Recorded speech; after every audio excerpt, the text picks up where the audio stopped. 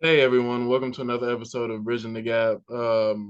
We have a very, very special guest, but before I introduce her, could y'all please go to our website? It's www www.bridgingthegap 34.com. Like I said, we have a special guest. She is the mother of three adoptive kids and works as a public health official. Her name is Miss Allyson. So, Miss Allyson, how are you doing today? And can you tell everyone a little bit about yourself? So I work full time and I'm a mom of three kids and I fostered for years before we adopted. I've had eight sibling groups of kids over the years. About it. So So, Wow. yeah, so we just want to talk to you about like some mental health stuff because I know that you work in like public health.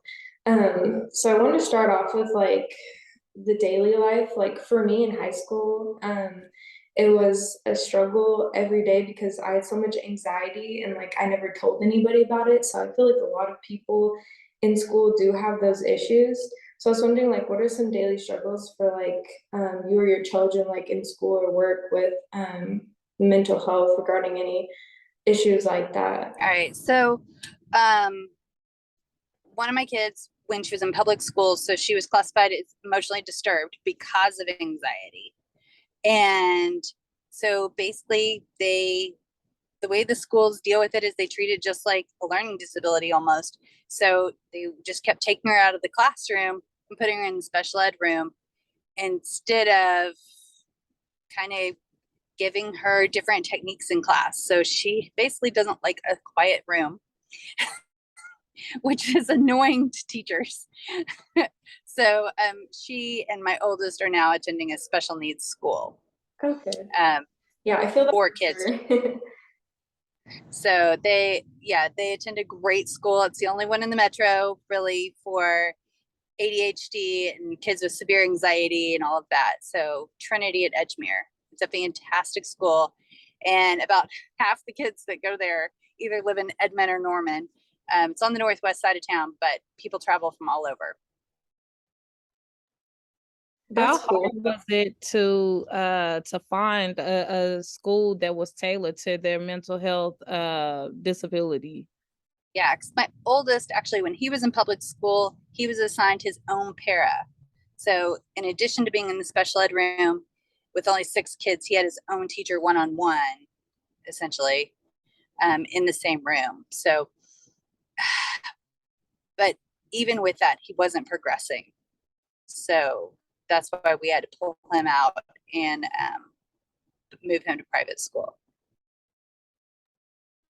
So, as a parent and knowing your children personally, have you seen the personal growth within taking them out of a regular school and putting them into the school that's tailored to their needs? As far as socially, absolutely. So they went from being like the kids that have no friends and can't really function and are worried about what's wrong with them to like the most popular kids in the school.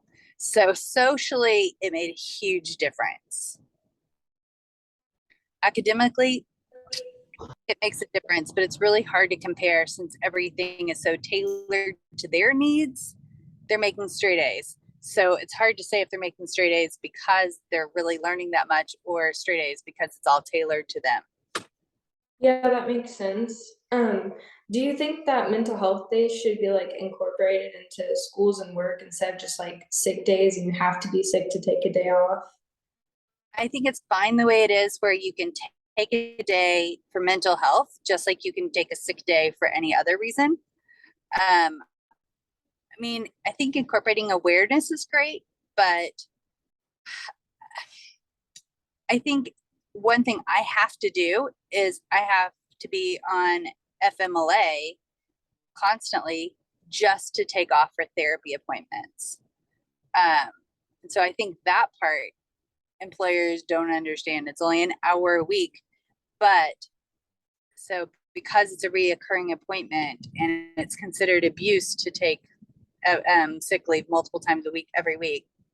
But even just today, yeah, I came back. So since I left work an hour early, but I've been to 2 psychiatrist appointments and a physical therapy appointment just since I left work at 3:45. Or I left work at 2:45. I normally get off at 3:45.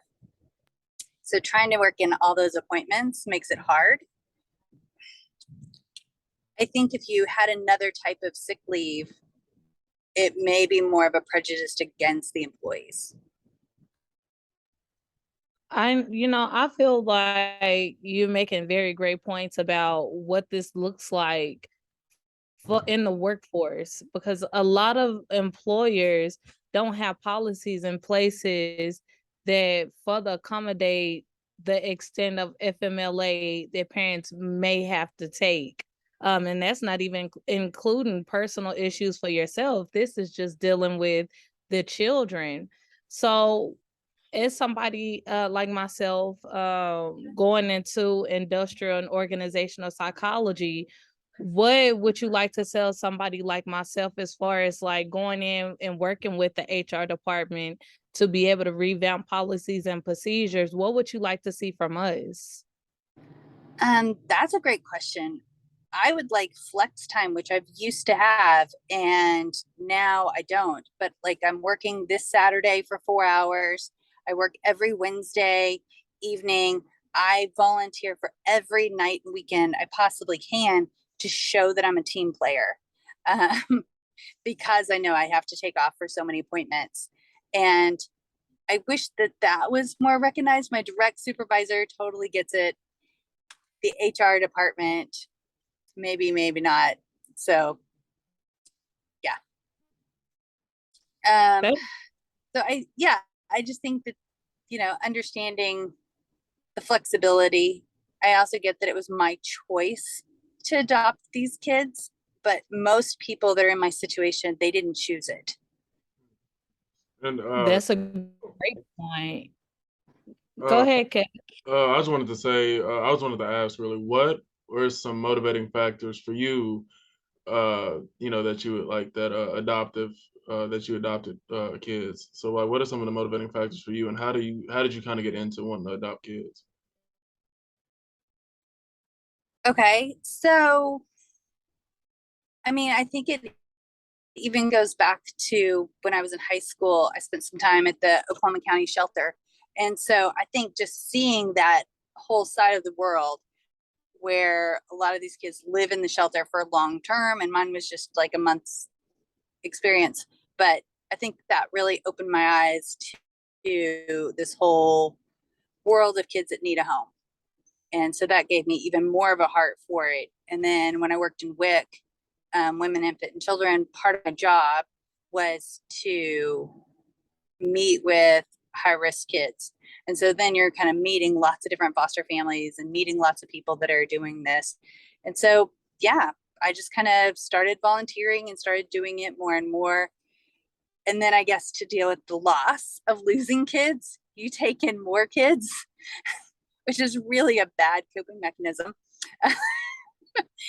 So that's kind of how you get stuck, and you keep on taking in more and more families. So emotionally, how do you cope with because I know it's a difference between actually adopting kids and then fostering kids. Mhm. So because it's a few of us that are in the realm of mental health in this social justice group, how do you cope with the rehoming process whenever the foster children are placed back, whether they go back to their homes or if they're adopted from another family? How are you coping? All right. So at the time, I had a fantastic worker. So I was a straight DHS family. It was before the Pinnacle Plan. And so I just worked directly with DHS. So my worker had over 200 families that he worked with, just one person. But when you had a kid leaving your house, even the court date coming up, that they are going to be leaving, this anticipation, you just call him up and say, I need a baby to hold, and he would get you one. So so basically you just have this like grief and you fill it with other kids. And I have a support group of friends at the time, and I have the fewest number of kids, a lot of them adopted 6, 7 kids, because you get just in this, that's how we dealt with it, at least, of just get another baby to hold while you're going through this grief. And you get a little bit of a new placement high whenever you get a new kid. And so you have the energy to clean up your house and pack up the old one, the kid that's leaving. And I always made sure they left my house with a ton of stuff. So I did like 20 full-on outfits, from the socks to the underwear to everything, 20 outfits, 10 summer and 10 winter, so that they would be set for the year. And I tried to always keep in mind when I was fostering to teach them life skills as much as possible. How to dress yourself, how to make yourself a peanut butter sandwich. Like, I just focused on how to get, I tried not to ever think about the future and if this kid becomes adoptable and all that. So, and also I always invited their parent to go to doctor's appointments with me. So that way I knew that those kind of things would continue after. And so that gave me peace of mind. It also helped the parents to stay engaged, that they weren't just doing visitation at McDonald's. They were actually having to be a parent, kind of thing. So those are the things I did, whether they're healthy or not. That's how I coped with having kids leave and having kids come back. And I had an over 85% reunification rate. So that means most of my kids went home to their parents, which that's unusual for DHS. So I think that the fact that I kept the parents more engaged than the average foster parent helped. That's amazing and so inspiring, honestly, because I know like there's a stipulation in like foster care that they just get bounced around from home to home, and some of them are not even good homes. Did you experience anything like that where they had been like abused or something in past foster homes? Yes. So my daughter, she wasn't, so she needed to be syringe fed every half hour. And so she went through some homes and she wore them out. The fact that they would even have to wake up and feed her with a syringe every hour throughout the night and everything. So she went through several homes. Her last home she was at almost 6 months. I requested her before the 6-month realm, because when you hit 6 months, that's when they would have equal ability to fight you for her or whatever. I had her older brother, so I requested her before their 6 months, but she actually lost weight in the 6 months that she was with them. So she was with them from around 4 or 5 months until she was 10 months old. And in that time, she actually lost weight. And they weren't taking her to appointments or anything like that. They said it was because they didn't want to use up Medicaid and have the state pay her bills. So they just didn't take her. And the mom was an attorney. They were a middle-class family, but they didn't understand a kid with a feeding issue. And she was on formula and drank tube feeding and enteral products until she was 6 years old, and had to see a feeding therapist for years to develop the muscles in her mouth. So it wasn't their fault in that they weren't feeding her the best they knew, but they had 3 kids of their own. It didn't dawn on them that there was a problem, or it did dawn on them there was a problem, so they didn't seek help. In fact, they weren't taking her to the health department for WIC. They weren't taking her to pediatrician appointments during that time. There was definitely lack of care. That story within itself, to me, is an indication that as healthcare providers, as people who are a part of the community of the child, we as adults need to pay more attention. I think that there needs to be more programs in place for new parents and parents who decide to start over with children, and signs and teach them signs to look out for, teaching them, skills, and giving them proper resources, and making sure that those resources are not just you come to us is also us being active. But I know that realistically that's a long-term goal, but it is something that I would like to see, because what about the children that don't get put in foster care? What about the children that have these parents that, they're dealing with the workplace, not wanting to create a home work life balance for them, and then they do have jobs like they're attorneys, or they might be, in the oil and gas industry, they might be whatever. I would like to personally see more classes beyond the birthing class.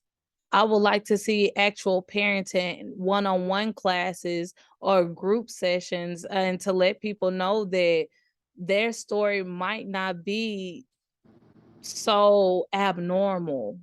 I think that as a society, people get caught up in the normacy of how things should be, that they neglect the things that are, it's kind of weird, but it's still normal. It don't make you a misfit, but it's something that should come along to make you want to say, hey, you know what? My family is abnormal, but that's totally normal. So I think having someone you can kind of check in with, and I often think of Children's First, which they follow the nurse family partnership model. I'm not sure if you are familiar with that, but a nurse comes out and visits with the mom and weighs and measures and checks on the kid every week to every month, depending on the risk factors, from the time mom's 29 weeks gestation until the child turns 2. And that way that mom is paired with a partner that she can count on. And unfortunately, Oklahoma has the largest nurse family partnership model than any other state, but it's still, there's not a lot of awareness, and there's limited spaces. And so we do offer that for any mom that's on Medicaid and pregnant with her first child. And so we do have, go ahead, but they may not, we do have programs, but they're not as big and as widely utilized as I would hope. And y'all have mentioned some of the medical stuff that can be intervened for these families, but what do you think mental health professionals can do a little bit better to help with, we mentioned coping and other stuff that comes along in the DHS and adoption and foster world? I know, going through my foster parent training, they actually told us that most foster kids don't need a therapist, and that most foster kids are fine. They're just normal, average kids. From my experience, that is not true at all. I think they're just basically trying not to scare you when you're going through that class. And so they just make it seem like, oh, they're just average kids with parents that have issues, but the kids don't have any issues at all. But I think with the ACE scores and with trauma, we know better. And we know that, yes, these kids are going to have major issues that will follow them the rest of their life, regardless if they were actually abused before. But just being taken out of the home and putting foster care alone would cause your ACE score trauma to be much higher. So I think having some type of mental health screening for all foster kids and having services would be helpful. I had a kid over COVID. I was trying to get him assistance, and we went to Red Rock. We went a couple different places. I did all the interview. They were like, okay, we'll contact you. And then they never did. And finally, when he was inpatient last year in 2021 for suicide contemplation, that's when I finally got a hold of them. And they were like, oh, we took you off the waiting list because you timed out. But they had never contacted me. And even in their records, they admitted, oh, yeah, we didn't contact you. But I was just on their waiting list so long that they took me off. And I had a kid that needed help. And it wasn't until we went inpatient before he was able to get that help. And what you're saying, that makes me think about the foster children who are 17. At 18, it's kind of like you out on your own. But what if you had a foster parent just like you that was very adamant about getting you the mental health services that you needed? You're on a waiting list, and then, wow, here's your 18th birthday. what does that look like for society, for this individual who has been passed along through the system for thus long and then is now out in society, and they want you to be a well-functioning individual going into the workforce, getting along with your coworkers, getting along with management, but however, you have parent issues that aren't addressed at home, or you have separation anxiety from the one person that really went above and beyond to try to accommodate your needs, like a active foster parent. What does this look like for them? You know, I thought about what you were saying about the children going back into the homes. For me, it's, you know, as a mental health professional, why aren't there being sessions created for, they call it in the realm of therapy, they call it termination sessions. You know, when you're getting ready to leave that foster home, there should be a set of at least 8 sessions that's going on to help you transition back into the household. So, and thank you for shedding so much light on these issues that are not being talked about, because it needs to be talked about. So there is some transition housing and some transition programs that once kids hit 16, they're eligible for, to start doing kind of those kind of things. And 2 of my kids being in a special needs school, home ec and Metro Tech, are over half of your school day throughout high school. And just really, yes, they do math still and they're doing language arts, but that's not the focus of the school. The focus of the school is getting them life skills. So that starts pretty early, that they're having at least an hour a day of home ec school skills and half the day at Metro Tech. So that kind of thing is available, but Trinity isn't a cheap school. The Department of Education does help, but it's not cheap. There are other programs out there that DHS offers, that Red Rock, North Care do offer. The problem is there's a waiting list. And if you're waiting till your kids need it right now, you're waiting till they're 17, about to be 18, then your chances of getting in are not that great. So you need to start planning early and find those programs. But you're right, there could be more. And if they focused not just on foster kids, but on other kids with mental issues, that would take a lot of stress off of families and worrying about their kids' future. Definitely, especially when you hear stories about when young adults experience a manic episode because they suffer from mental health issues, and then the police show up on the scene, and then you hear about senseless murders because police don't have the proper training, neither do the kids have healthy coping skills to be able to ground themselves in those manic episode moments. Mm-hmm. So agreed.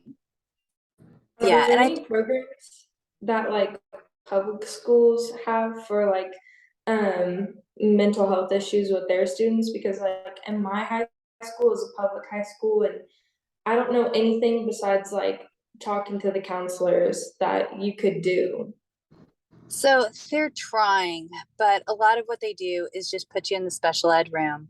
So you can put a kid on an IEP for emotionally disturbed. So, but I mean, they're going to have a diagnosis of severe depression or anxiety. They'll have to have a medical diagnosis of that. And then they can be moved to the special ed room to help calm down. And in that room, they can have a trampoline and other things to help them calm down. But the problem with that is, at least with my daughter, she was making pretty much straight A's in regular ed, but they kept upping the amount of time she was in the special ed room just because she had difficulty sitting quietly in a chair. And that was frustrating for me as a parent to know that the child wasn't getting, so for hours a day, she was pulled out of this room and given a different level of work. Yeah, it seems like they're just looping everybody with some kind of mental health issue together, instead of like at the school that they are at now, like actually helping them with their specific needs and not just saying, oh, you're just like everybody else. When we blame the schools, though, it really comes down to funding. I mean, they can have their own studies that show that funding doesn't matter, but the fact that we aren't even hiring certified teachers anymore, and we're having to rely so heavily on emergency certified teachers, just people with a random bachelor's degree that don't have an education background, that don't have training in education. My last year that my kids were in public school, and this is when I pulled all three, out of their 5 teachers, only one was a certified teacher. No, I think we had 4 teachers. So only one of their 4 primary teachers were someone with an education degree. The rest were all emergency certified. That's a big deal. That's a huge Wow. deal. Yeah. So we're hiring people that just have a random bachelor's, don't have experience working with kids, classroom management, all that going on. And then we already know that in Oklahoma, we got too many kids per teacher. It's a full classroom with people that aren't experienced. They aren't going to be able to even manage regular ADHD or dyslexia or any of the others. And when you think about 1 in 3 kids have some kind of chronic illness, or chronic mental illness, whether it be ADHD or a learning disability or autism or something like that, that's a lot of kids with a lot of special needs that the teacher cannot address. And they can say it's not funding, but that's got to be a funding issue to not have smaller class sizes with actual trained teachers. I completely agree with that. And, I just want to thank you for bringing all your insights today on mental health and the foster care system and even public health and public schooling also. But I just want to thank you one last time. And thank you everyone for watching this video. And I hope you will check out our website, www.bridgingthegap34.com, and our link tree will be on the description. Thank you guys.